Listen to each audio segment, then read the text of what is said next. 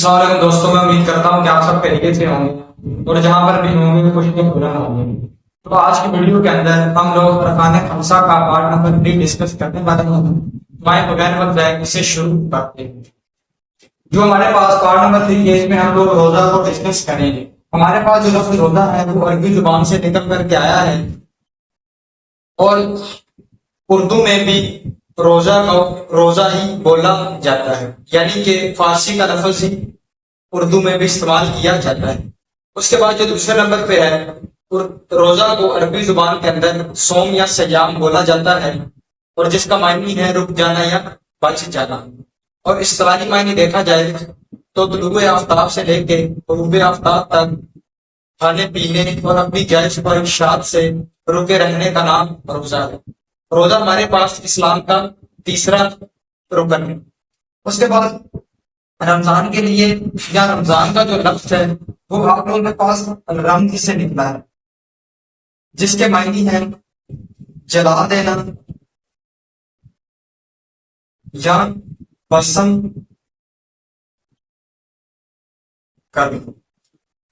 اس کے بارے میں دو حدیث ہیں۔ پہلی یہ کہ حضور پاک صلی اللہ علیہ وآلہ وسلم نے ارشاد فرمایا کہ جو شخص بغیر کسی عذر کے روزہ چھوڑے تو اس کے بعد اگر وہ سارے سال کے روزے بھی رکھے تو اسے اس روزے کے برابر ثواب نہیں ملے گا۔ دوسرا، حضور پاک صلی اللہ علیہ وآلہ وسلم نے ارشاد فرمایا کہ اگر میری امت کو رمضان کی اہمیت کا پتہ چل جائے تو وہ یہ خواہش کرے کہ پورا سال روزے ہی رہے۔ اس کے بعد ہمارے پاس جنت کے 8 دروازے ہیں، جن میں سے ایک دروازہ خاص روزے داروں کے لیے ہے جس کا نام باب الریان ہے۔ صرف روزہ دار اس دروازے سے گزر سکتے ہیں۔ اس کے بعد رمضان کے اندر عمرہ کرنے کا ثواب حج کے برابر ملتا ہے۔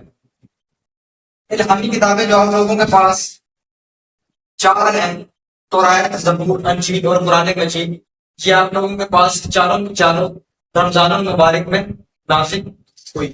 پہلی 6 رمضان، دوسری 12 رمضان، تیسری 18 رمضان اور چوتھی 27 رمضان۔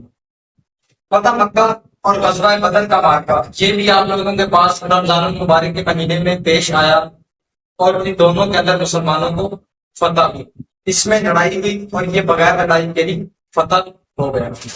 اس کے بعد اگر ہم واقعات کی بات کریں تو حضرت علی رضی اللہ تعالیٰ عنہ کی شہادت کا واقعہ بھی آپ لوگوں کے پاس رمضان المبارک میں پیش آیا اور محمد بن قاسم کا سندھ کے اندر داخل ہونا بھی اسی مہینے کے اندر دن ہوا۔ سندھ کے اندر بھی داخل ہوئے اور فاتحانہ انداز کے اندر، یعنی کہ آپ کو اس مارکہ کے اندر فتح نصیب ہوا۔